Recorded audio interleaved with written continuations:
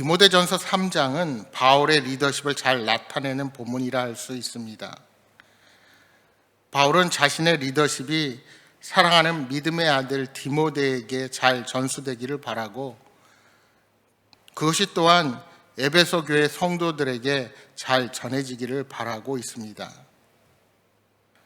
오늘 본문에 보시면 먼저 1절에서 7절은 교회 지도자, 지금으로 말하면 목회자와 장로의 덕목에 대해 가르치고 있습니다. 또한 8절에서 13절은 집사의 덕목을 말하고 있습니다. 우리 예수님께서 마가복음 10장 45절에 이렇게 말씀하셨습니다. 인자가 온 것은 섬김을 받으려 함이 아니라 도리어 섬기려 하고 자기 목숨을 많은 사람들의 대속물로 주려 함이니라. 우리 예수님께서 삶으로 보여주신 것처럼 영적 지도자의 자리는 섬김을 받는 자리가 아니라 섬기는 자리였습니다. 영적 지도자는 사람들에게 군림하고 지시하는 자리에 있어서는 결코 안 됩니다. 따라서 바울 당시 교회 지도자로서 감독의 자리는 예수님께서 섬기고 희생하시기 위해 이 땅에 오신 것처럼 상당한 희생을 각오해야만 했습니다. 그렇게 영적 지도자를 세울 때 억지로 떠밀어서 세워서는 안 되었습니다. 오늘 본문에 등장하는 감독은 오늘말로 말하면 장로와 같은 직책이라 할 수 있습니다. 우리가 교회 총회 법상으로 장로를 둘로 나눕니다. 가르치는 장로, 즉 교인들에게 하나님의 말씀을 가르치고 성례를 거행하며 교인을 축복하는 목사와 치리하는 장로, 즉 목사와 함께 교회 행정과 권징을 감당하는, 그러니까 우리로 말하면 장로님들과 같은 역할로 그렇게 나뉩니다. 그런데 오늘 본문 감독에 해당하는 헬라어 에피스코페의 원래 뜻은 영혼의 목자라는 뜻이 있습니다.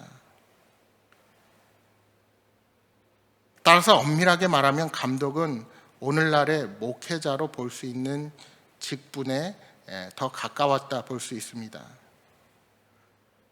그러면 영혼의 목자는 어떤 자격을 가진 자라야 합니까? 첫째로 영적 지도자는 하나님의 양무리를 섬기고자 하는 소원을 가진 자라야 합니다. 본문 1절의 선한 일은 구제를 넘어서 한 영혼을 살리고 키우는 일을 의미한다 할 수 있습니다. 사람을 양육하는 일은 가치가 있고 귀중한 일인 만큼 큰 수고와 희생을 필요로 합니다. 둘째로 감독은 대외적으로 올바른 자격을 갖춘 자라야 합니다. 바울은 우선 영적 지도자가 교회뿐만 아니라 가정과 세상에서도 좋은 영향력을 끼치는 자여야 한다고 강조하고 있습니다. 그는 한 아내의 남편이어야 하고 가정을 잘 다스릴 줄 알아야 한다 말씀합니다. 감독은 말과 감정, 요구와 생각 등 생활의 모든 면에서 절제할 수 있어야 합니다. 또한 약자를 불쌍히 여기고 좋은 성경 선생이 될 준비가 되어 있어야 합니다. 뿐만 아니라 감독은 술을 즐기지 않아야 하고 혈기를 내어 상대방을 때리지 않아야 하며 사람을 품는 마음인 관용을 갖추어야 한다 말씀합니다. 오늘 본문 3절에 다투지 아니한다는 것은 말다툼을 하지 않는다는 뜻입니다. 또한 돈을 사랑하는 자는 영적 지도자가 되기에 합당하지 않습니다. 그리고 4절 말씀처럼 자기 집을 잘 다스려서 자녀들이 믿음을 갖고 순종의 태도를 지니게 한 자라야 합니다. 그 이유가 무엇입니까? 5절은 이렇게 말씀합니다. 사람이 자기 집을 다스릴 줄 알지 못하면 어찌 하나님의 교회를 돌보리요. 우선 자기 집을 잘 돌보아야 하나님의 교회도 잘 돌아볼 수 있다는 것입니다. 자기 주변을 돌보지 못하는 자가 어떻게 지도자로 모든 사람들에게 선한 영향력을 미칠 수가 있겠습니까? 6절입니다. 새로 입교한 자도 말지니 교만하여져서 마귀를 정죄하는 그 정죄에 빠질까 하며. 여러분, 모든 면에 합당한 자라 할지라도 새신자나 믿은 지 얼마 되지 않는 사람을 영적 지도자로 세워서 안 되는 이유가 여기에 있습니다. 쉽게 교만해져서 마귀의 유혹에 빠질 위험이 있기 때문입니다. 우리 인간은 그렇게 연약하기에 지도자를 세우는 과정에서도 더욱 조심해야 합니다. 계속해서 7절입니다. 또한 외인에게서 선한 증거를 얻은 자라야 할지니 비방과 마귀의 올무에 빠질까 염려하라. 여기 매우 중요한 덕목이 나옵니다. 지도자는 불신자들에게도 칭찬받는 자여야 한다는 것입니다. 교회 성도들뿐만 아니라 믿지 않는 자들에게도 선하다는 증거를 얻어야 합니다.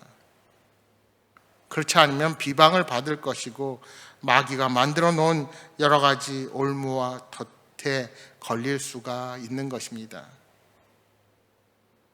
그러므로 지도자는 믿지 않는 자들로부터 역시 신앙인은 모든 면에서 다르다 하는 칭찬을 들을 수 있어야 한다는 것입니다.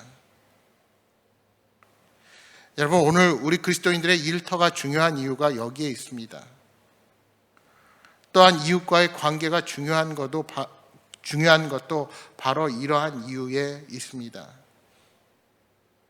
여러분, 집 앞에 가게나 식당이나 마트에서도 내가 그리스도인이라는 사실을 기억하십시오.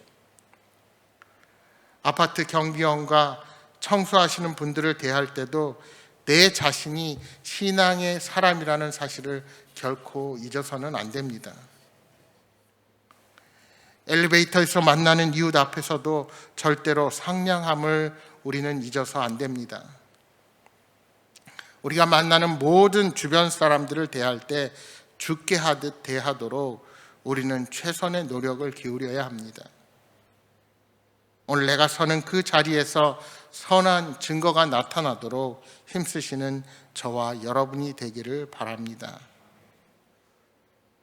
8절의 집사는 교회의 행정과 살림을 맡는 실무자를 말합니다. 감독도 섬기는 자이지만 집사도 동일하게 섬기는 자입니다. 집사도 감독만큼 중요하지만 책임을 덜 맡고 있을 뿐입니다. 때문에 자격을 보면 거의 대동소이합니다. 집사의 자격에서 특징인 것은 일구이언을 하지 않는 것과 구절에 깨끗한 양심의 믿음의 비밀을 가진 것이라 할 수 있습니다. 감독뿐만 아니라 집사와 같은 영적 지도자는 말의 일관성을 보이므로 신뢰성을 상대방에게 줄 수 있어야 합니다. 믿음의 비밀이란 예수 그리스도를 통해 계시되었고 사도들이 증언하고 가르쳤으며 온 세상에 전파하도록 교회에 맡겨진 복음을 의미하는 말입니다. 영적 지도자들은 복음의 진리에 맞도록 늘 섬기며 살아가야 한다는 것입니다. 계속해서 여자 집사의 요건도 언급됩니다. 남을 비방하거나 중상 모략해서는 안 되고 절제하며 모든 일에 충성된 자여야 한다고 말씀하고 있습니다. 13절 말씀에 이처럼 집사의 직분을 잘 감당하면 좋은 영향력을 끼치게 되어서 사람들로부터 인정을 받고 그 자신도 믿음의 확신을 갖게 된다고 말씀하고 있습니다. 바울은 영적으로 뛰어나더라도 도덕적으로 문제가 있을 경우에는 영적 지도자가 될 수 없다고 못을 박습니다. 그러므로 평소의 삶과 사역을 통해 상당 기간에 걸친 시험을 통과한 자가 영적으로 세워졌다는 사실을 우리가 생각해 볼 수 있습니다. 우리가 영적인 훈련을 게을리하지 말아야 할 이유가 바로 여기에 있는 것입니다. 우리 하나님께서는 교회가 건강하고 거룩하게 세워지기를 원하시는 분이십니다. 따라서 직분을 맡은 자들은 먼저 하나님의 선하신 뜻을 이루어가기 위해 선한 일을 사모하는 마음을 지녀야 합니다. 하나님의 교회뿐만 아니라 가정 또한 건강하게 세우려는 책임감을 가지고 우리는 살아가야 할 것입니다. 바라기는 교회와 사회에서 내가 서 있는 곳이 어디든지 거룩한 하나님의 백성이라는 사실을 잊지 말고 살아가시기를 바랍니다. 오늘 하루도 그 믿음으로 주님과 동행하시는 이 하루가 되시기를 주의 이름으로 축복합니다.